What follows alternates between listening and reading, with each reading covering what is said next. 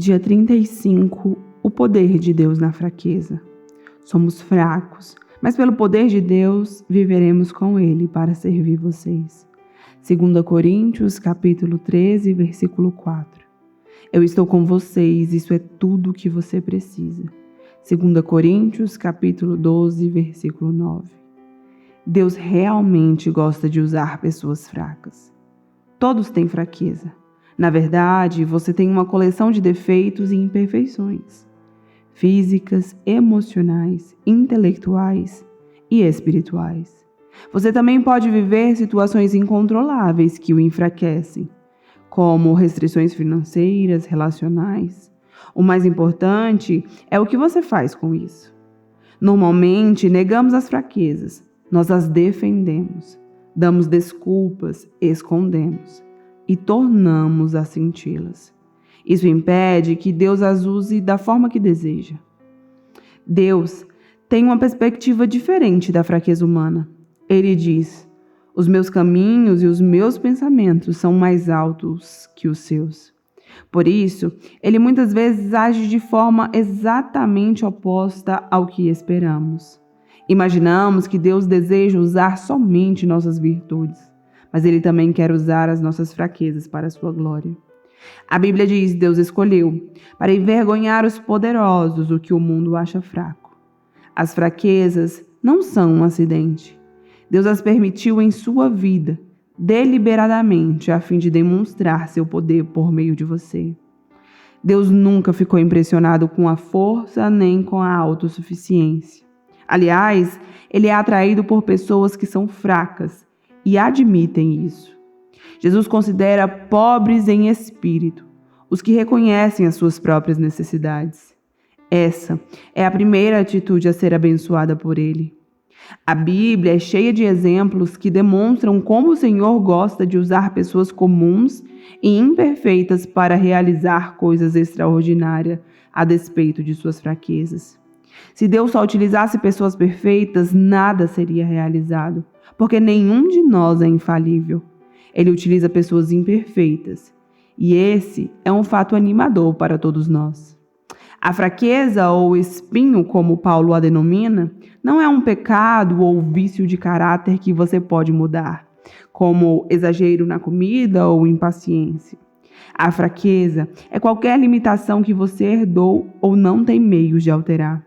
Pode ser uma limitação física, como deficiência de membros, doença crônica, vigor naturalmente baixo ou alguma inaptidão.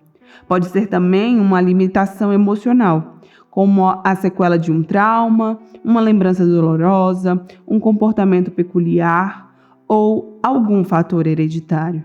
Pode ainda ser uma limitação intelectual ou nas habilidades. Nem todos somos absolutamente brilhantes ou talentosos. Quando você pensa nas limitações de sua vida, pode se sentir tentado a concluir: Deus nunca poderia me usar. Mas o Senhor jamais será limitado por nossas limitações. Aliás, Ele gosta de encher recipientes comuns com seu grande poder. A Bíblia diz que somos vasos de barro em que esse tesouro é armazenado. O poder real vem de Deus, mas não de nós. A exemplo da cerâmica comum, apresentamos falhas e quebramos com facilidade, mas Deus irá nos usar, se permitirmos que Ele trabalhe por meio de nossas fraquezas. Para que isso aconteça, devemos seguir o exemplo de Paulo. Admita suas fraquezas, confesse suas imperfeições. Pare de fingir que é perfeito e seja honesto a respeito de você mesmo. Em vez de viver apresentando desculpas e recusas, identifique sem pressa suas fraquezas pessoais. Você pode até fazer uma lista delas. 2 grandes confissões no Novo Testamento ilustram o que é necessário para uma vida saudável. A primeira foi feita por Pedro, que disse a Jesus: Tu és o Cristo, Filho do Deus vivo. A segunda foi feita por Paulo, que disse a uma multidão que o idolatrava: Nós somos simples seres humanos como vocês. Se você quer que Deus o use, deve saber quem Ele é e quem você é. Muitos cristãos, principalmente líderes, esquecem-se da segunda verdade. Somos apenas humanos. Se uma crise for necessária para que você admita isso, Deus não irá hesitar em permiti-la, pois Ele o ama. Regozije-se na sua fraqueza. Paulo disse: sinto-me muito feliz em me gloriar nas minhas fraquezas, pois assim o poder de Cristo poderá agir por meu intermédio. E como que sei que tudo é para Cristo, estou muito contente com a minha fraqueza. Em princípio, isso não faz nenhum sentido. Queremos ser libertos de nossas fraquezas, mas não nos regozijarmos dela.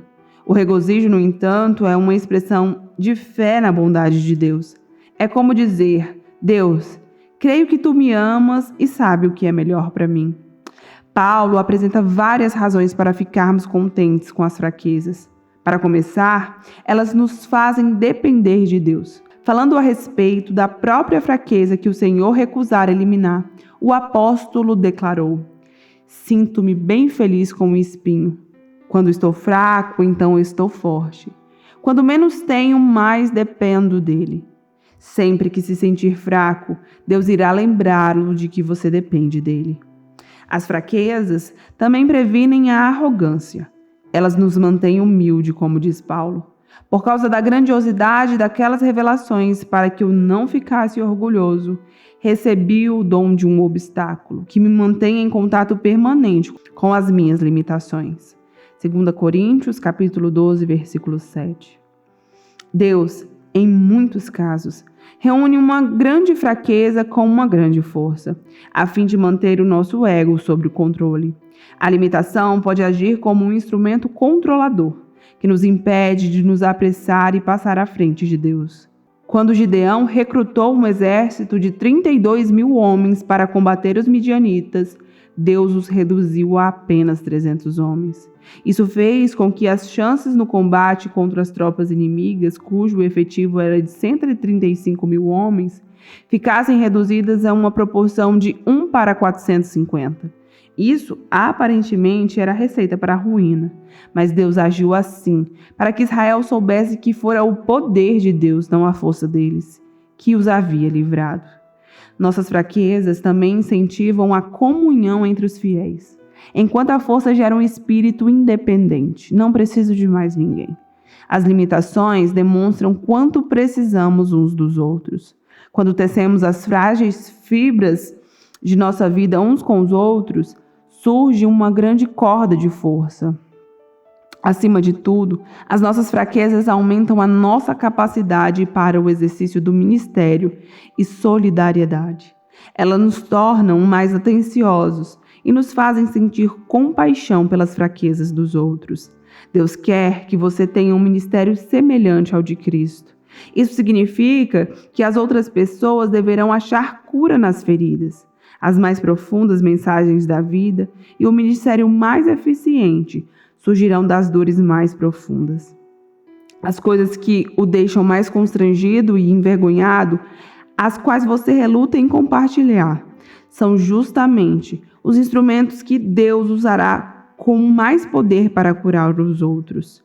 O grande missionário Hudson Taylor disse: todos os gigantes de Deus são pessoas fracas. A fraqueza de Moisés era o seu temperamento. Por causa disso, ele assassinou um egípcio, feriu a rocha a qual deveria falar, quebrou a tábua dos 10 mandamentos. Ainda assim, Deus transformou-o no homem mais paciente da terra. As fraquezas de Gideão eram baixa autoestima e profunda insegurança, mas Deus transformou-o num poderoso guerreiro. A fraqueza de Abraão era o medo. Não uma, mas 2 vezes ele afirmou que Sara, sua mulher, era sua irmã, apenas para se proteger. Mas Deus transformou Abraão no pai de todos que têm fé. Impulsivo e sem força de vontade, Pedro tornou-se uma pedra. O adúltero Davi tornou-se o homem segundo o meu coração. João, um dos impulsivos, filhos do trovão, tornou-se o apóstolo do amor. A lista poderia seguir interminável. Não tomarei mais tempo para relatar as histórias de fé de Gideão, Baraque, Sansão, Jefté, Davi, Samuel e de todos os profetas. Suas fraquezas se transformaram em força. Deus é especialista em transformar fraqueza em força. Ele quer pegar sua maior fraqueza e transformá-la. Compartilhe suas fraquezas de forma sincera. O ministério começa com a vulnerabilidade.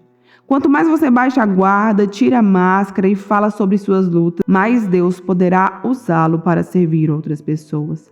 Paulo deixava transparecer sua vulnerabilidade em todas as suas cartas. Ele abertamente compartilhava suas falhas. Quando quero fazer o bem, não faço, e quando tento não cometer erros, acabo errando do mesmo jeito. Romanos capítulo 7. Ele compartilhava os seus sentimentos. Eu contei-lhe tudo quanto sentia. 2 Coríntios capítulo 6. Suas frustrações. Fomos pisoteados e totalmente subjugados. Pensamos que jamais iríamos sobreviver àquela situação. 2 Coríntios, capítulo 1. Seus medos. Quando fui até vocês, estava fraco, amedrontado e trêmulo. 1 Coríntios, capítulo 2. É claro que a vulnerabilidade é arriscada. Pode ser assustador baixar a guarda e abrir a vida aos outros. Quando expõe seus fracassos, sentimentos, frustrações e temores, você se arrisca a ser rejeitado, mas os benefícios valem o risco. A vulnerabilidade liberta emocionalmente.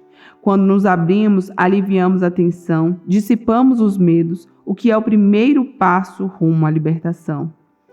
Nós já vimos que Deus concede graça aos humildes, mas muitos não compreendem a humildade. Ter humildade não é se sujeitar ou negar a própria força, mas ser sincero a respeito das próprias fraquezas. Quanto mais fraco você for, mais obterá da graça de Deus. E também receberá a graça dos outros. A vulnerabilidade é uma qualidade cativante. Somos naturalmente atraídos por pessoas humildes. A pretensão causa antipatia, mas a sinceridade atrai. E a vulnerabilidade é o caminho para a intimidade. É por isso que Deus quer usar as suas fraquezas, não apenas as suas boas qualidades ou virtudes. Se as pessoas virem apenas as suas qualidades, irão desanimar e pensar: bem, melhor para ele, mas nunca poderei fazer isso. Entretanto, quando vem Deus usá-lo apesar de suas fraquezas, animam-se e pensam: talvez Deus possa me usar também. Nossas qualidades podem resultar em competição, mas nossas fraquezas propiciam a vida em comunidade. Em algum ponto da vida, você terá de decidir se quer impressionar ou influenciar as pessoas. Você pode impressioná-las à distância, mas tem de chegar perto para influenciá-las. E quando você fizer isso, elas poderão perceber as suas imperfeições. E não há nenhum problema nisso. A qualidade essencial para a liderança não é a perfeição, mas a credibilidade. As pessoas devem ser capazes de confiar em você. Caso contrário, não o seguirão. Como você constrói credibilidade? Não fingindo ser perfeito, mas sendo sincero. Glorie-se em sua fraqueza. Paulo declarou: vou apenas gloriar-me de quão fraco sou e quão grandioso é Deus para usar uma fraqueza dessas para a sua glória. Em vez de se apresentar como ícone da invencibilidade e autoconfiança, veja-se como um troféu da graça de Deus. Quando Satanás apontar as fraquezas que você tem, concorde com ele e deixe o coração transbordar de louvores a Jesus, que compreende todas as nossas fraquezas, e ao Espírito Santo que nos ajuda em nossa fraqueza. Deus também pode transformar uma virtude em fraqueza, a fim de nos usar ainda mais. Jacó era um manipulador. Passou a vida conspirando e fugindo das consequências. Certa noite, ele lutou com Deus e disse: não te deixarei ir, a não ser que me abençoes. Deus respondeu: tudo bem, mas então lhe deslocou a articulação da coxa. O que significa tudo isso? Deus tocou no ponto forte de Jacó. O músculo da coxa é o mais forte do corpo humano e o transformou em fraqueza. Daquele dia em diante, Jacó passou a mancar para que jamais voltasse a fugir. Isso o forçou a depender de Deus. Quer desejasse, quer não. Se você quer que Deus o abençoe e o use de forma grandiosa, você precisa estar disposto a mancar até o fim dos seus dias, pois Deus usa pessoas fracas. Eu vou ficando por aqui. Um forte abraço. Até amanhã.